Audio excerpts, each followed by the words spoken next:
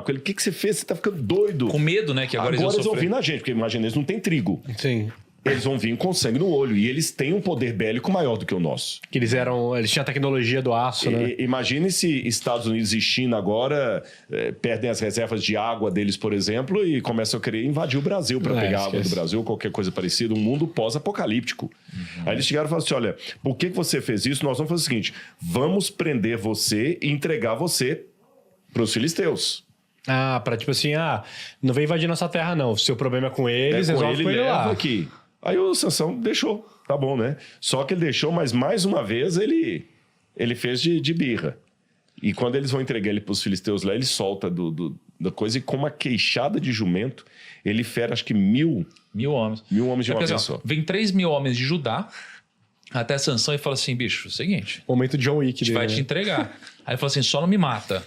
Aí ele pega e eles falam, não vamos te matar, e entrega ele amarrado pro povo, pros filisteus. Quando ele chega lá pro filisteu, tinham 1.000 filisteus. Só que aí o que é muito louco, que de novo, Deus do lado dele mesmo nessa situação. Ele pegou uma queixada do quê? Jumento. O jumento. Queixada, imagina que deve ser o crânio, né? Não, queixada é essa parte aqui, o queixo. Então, mas é o queixo assim... O queixo, o osso mesmo. O osso. De um bicho que tá morto. Pegou. Aí ele pega isso, Kaique. Imagina. De novo aqui, acho que fala sobre ele tá com o Espírito de Deus, não fala? Sim. Quer ver? A condensação... Sim. Mas então, o Espírito de Deus, de tal maneira... Baixou a Sansão de novo. Baixou o Espírito de John Wick nele. Que ele tinha no braço, tornaram como se fosse... E matou geral. As cordas de linho queimadas. Isso é John Wick. Ele matou 1.000 caras na luta. Não, assim. Cara, ele pegou o osso... Imagina, ele pegou 1.000 homens. Ele arregaçou com 1.000 homens sozinho. Imagina uma praça assim, ó, e mar de sangue disso. Pessoas. Ele não podia sangue. Imagina agora, bicho, matou 1.000 pessoas, loucura. E de novo, 1.000 sangues. Com ossada de um bicho morto. Você tem a ossada do leão, agora você tem a ossada da queixada. Então, simbologia disso. Ele já tava -5 aí, já de idade. -5. Ele matou 1.000 homens na queixada, mano. Sangue pra todo lado. E aí quando terminou... Aí você falou assim, não é possível. E, cara, isso que é o louco de pensar, né, Rodrigo? Que Deus estava com ele nesse momento, né? Por isso que eu falo, cara, Deus não solta a mão da pessoa tão fácil. Cara, meu Deus. Ele podia se arrepender. Mas como que entra essa coisa da... Tipo, quanto vale uma vida? Beleza, Deus não vai abandonar e etc. Mas assim, são 1.000 vidas. De alguma forma, né? E para Deus... Toda a vida acho que fez um valor, não é? Sim, mas não era uma galera meio mundana, já que não mas tinha... assim, mas eu entendi a pergunta do Thiago. Você não tinha ninguém sincero lá. Lembra que a Ruth era moabita. E no meio dos moabitas tinha uma Ruth, que era muito sincera lá. A Raabe, que era também lá de Jericó, que era uma mulher pagã também. A mulher Ciro-Fenícia, que Jesus cura a filha dela que estava endemoniada. Então, tem gente sincera a Deus no mundo pagão. Sim. A pergunta é, Deus deixa esse morrer? Parece que assim, na visão de Deus, a prioridade é a salvação da pessoa. A salvação da pessoa. E se a pessoa precisa até ser um mártir para que outro seja salvo, a prioridade de Deus, então, vou deixar você ser um mártir, como ele deixou Paulo ser mártir. Eu achei um desperdício Paulo morrer tão cedo. Paulo podia viver mais uns 30 anos e ter deixado mais umas 10 cartas pra gente hoje estar fazendo aqui podcast sobre Paulo. Você tá entendendo? Eu achei que Paulo demorou demais para entrar no ministério, foram mais de 10 anos depois da conversão dele. A gente vai fazer um sobre Paulo ainda aqui. E depois morreu muito novo, né? Decapitado. Por que Deus não segurou a vida de Paulo por mais uns 10, 20 anos aí? Quanta coisa poderia ter escrito? O próprio Jesus de Nazaré, 3 anos e meio de ministério, Jesus podia ter feito um ministério de 10 anos. Nós temos aqui 8 evangelhos ao invés de 4, contando mais coisas. Mas a prioridade de Deus é a salvação. Então, se no meio desses 1.000 que Sansão matou, houve alguém ali que era sincero a Deus e morreu salvo, na minha concepção, poxa, mas ele morreu. Mas na concepção da eternidade, ele vai ressuscitar. Na concepção humana, um bebezinho que morre ainda na barriga da mãe, poxa, que injustiça, ele não viveu. Mas se essa criança ressuscita e adquire a vida eterna, o que ela perdeu? Na concepção de antes de Jesus, como que era essa questão mesmo da salvação? Qual que era... Era apenas uma questão de perspectiva. O Apocalipse fala o seguinte, é definido Jesus como o Cordeiro de Deus que foi morto desde a fundação do mundo. Interessante. Jesus não foi morto na fundação do mundo. Mas quando Adão e Eva pecaram, Deus os vestiu com cintas de animais, que nós já explicamos aqui, que foi fruto de algum sacrifício que foi feito. Então, o cordeiro foi morto. Então, desde a época que o primeiro cordeiro foi morto até a cruz, as pessoas eram salvas pela fé no Messias que haveria de vir. Por isso que eles matavam o cordeiro. Entendi. Na esperança daquele que vai vir nos resgatar dos nossos pecados. Então, quando a gente fala de Velho Testamento, não acreditar que Jesus era o caminho, porque eles não tinham ainda essa clareza de que era Jesus, mas a clareza e a espera de que viria o Salvador é o que traria a salvação. Exatamente. Então, ninguém foi salvo pela lei. Abraão, Isaac, Jacó, Moisés, Sansão, todos eles foram salvos pela fé no Salvador que haveria de vir. Por isso que os rituais que eles praticavam eram rituais que apontavam para o futuro. Esse Messias virá.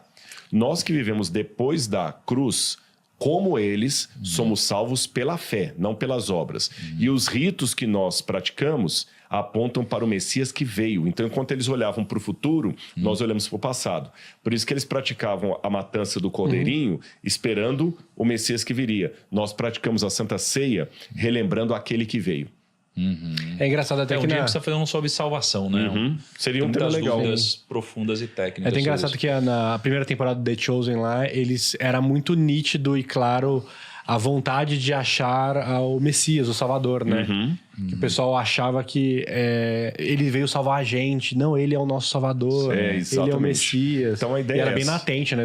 Eles pessoas. Esperavam que haveria de vir, nós falamos do que veio e voltará. Por isso que a Santa Ceia, Jesus falou o seguinte: vocês participarão dessa ceia como memória de mim. Façam isso em minha memória.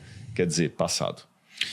E aí, então, Sansão, ele arrebentou todo mundo com a queixada. E quando ele terminou, imagina assim, imagina você lutar com uma pessoa. É algo desgastante e demora. Imagina você lutar com 1000 pessoas, não é?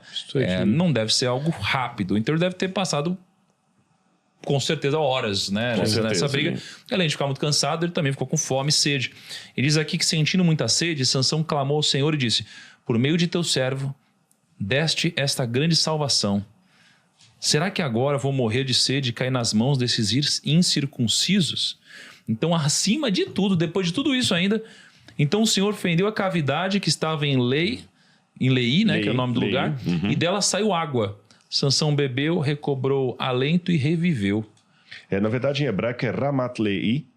Ramat Lehi significa morte da queixada. Nossa, morte da queixada. Tem esse lugar aí? A gente sabe onde foi? Será? Não. A gente sabe que é perto de Beit Shemesh, mas o lugar exato nós não sabemos. Entendi. E aí, então... O lugar recebeu esse nome posteriormente, é claro. Sim. É igual... tem lugar que chama... Sei lá, tem um nome X relacionado a alguma coisa histórica. A gente fala, por exemplo... eu queria dar algum exemplo aqui. Tem um lugar lá, acho que no Espírito Santo, chama Mata 3. Você já fica imaginando o que significa. Mata 3. Mata 3. Lá no Rio Grande do Sul, lembrei de um caso aqui. Tem lá Nossa, só porque eu falei agora, me esqueci o lugar. É um lugar lá que é do índio que observava. Daqui a pouco eu vou lembrar. Então, assim, tem muitos lugares que tem o nome Canoas, por exemplo, tem alguma coisa relacionada a Canoas, no Rio Grande do Sul. Então, quando você... Viamão. O nome Viamão tem alguma coisa relacionada a ver a mão de um índio que via a mão. Aí chamou Viamão. Não, Rio de Janeiro deve ter também, né? Rio de Janeiro. Não é de fevereiro, não é de março. Parece que acho que o bairro foi no mês de janeiro que eles chegaram lá. Eles caçavam tatu a pé. Mas, então, isso que é o mais louco. Depois de tudo, ainda matança... Deus chega e fala, não, toma água aqui pra você não morrer de sede. Ou seja, acho que como Deus enxerga o todo, né? Talvez o plano de Deus, né? Assim, como um plano tão gigantesco, era prioridade nisso daqui, onde mesmo depois de 1000 pessoas, esse plano precisava ser realizado, né? Mas aí eu tô achando que Deus tinha muita paciência com uns e com outros menos, né, cara? Por que Deus tem mais paciência com Sansão do que com outros, hein? Eu acho que, tipo, verdade... até mesmo Moisés lá que, bateu na pedra lá que não podia ter batido, tava assim, cara, foi Moisés tão menor, né, cara? É que Deus... Veja o seguinte, nós devemos lembrar, em primeiro lugar, que os seres humanos não são como automóveis que foram feitos em série. Qualquer automóvel feito em série, o barulho de um é o barulho do outro. Um bom mecânico, só de olhar e falar assim, isso aqui é tal coisa, pode abrir, que eu já conheço pelo barulho. Tanto é que quando dá um problema nenhum, eles já fazem um recall, porque todos são iguais. Ser humano não foi feito assim. Então, cada um tem que ter uma disposição diferente. A mesma pedagogia que eu uso para educar um aluno e que funciona perfeitamente, para o outro não funciona. Pais de vários filhos. Um pai fala que ele teve uma estratégia com o mais velho, que ele foi repetir no caçula, não deu bem. Então, Deus, como é onisciente, ele sabe que estratégia usar com cada um. Agora, para deixar clara essa questão do havia um propósito de Deus, como é que Deus trabalha isso na história, porque eu acho que isso pode ter ficado um pouquinho confuso para o pessoal em casa. Mas Deus queria que ele matasse os 1000 ou não queria, né? Eu vou dar um exemplo muito particular da minha vida. Da minha vida. Eu, durante muito tempo, eu lidei com o problema de saber até que ponto eu era amado de Deus e desejado por Deus ou não. Porque a relação sexual dos meus pais foi uma coisa completamente acidental. Minha mãe estava separada do marido dela, meu pai estava separado de uma mulher com quem ele vivia, estava triste, encontrou acidentalmente minha mãe, porque meu pai estava num bar, o meu irmão, por parte de mãe, viu meu pai lá, vamos lá para casa. Aí os dois na sala conversando, tomando uma cerveja e tudo mais, acabou acontecendo, tiveram uma relação, minha mãe ficou grávida, o que eu vou fazer agora? Vou morar junto com esse menino e tudo mais e tal. Não posso falar que foi uma relação sexual de amor. Eles se encontraram e aconteceu. Não posso falar que foi uma relação como eu tenho com a Laura hoje, você tem com a Maíra, que você deseja, que você está planejando o filho, você quer. É diferente. É diferente. Não é? Aconteceu, foi um acidente. Falei, e agora? Estou grávida, o que eu vou fazer? Nos anos 70, aquela coisa toda e tal. Aí se eu falo assim, peraí, até do ponto de vista bíblico, foi uma relação adúltera. Porque eles não tinham condição de ter aquela relação ali, pelo modelo bíblico. Aí o que eu faço? Se eu disser que Deus me quis, então vou falar que Deus provocou o pecado dos meus pais para eu nascer? Não faz sentido isso. Porque se Deus obriga você a pecar para que a vontade dele se cumpra, você já não é mais responsável pelo seu pecado. Como é que Deus pode te condenar? Isso não faz sentido. Não. Biblicamente, Deus não obriga ninguém a pecar. Então, se Deus não obrigou meus pais a pecarem, e eles pecaram nessa relação completamente sem amor, fortuita e tudo mais, então Deus não me desejou. Então eu sou fruto de um acidente. Não é como o seu bebê que vocês estão orando, ou eu e a Laura estamos orando também para ter um, ou como você desejei, amei, clamei a Deus, eu estou pensando em nome. Não fui desejado. Mas depois que eu fui estudar mais a Bíblia, essa relação entre a soberania de Deus e o livre-arbítrio humano, eu consegui uma coisa que acalmou meu coração. Deus consegue tirar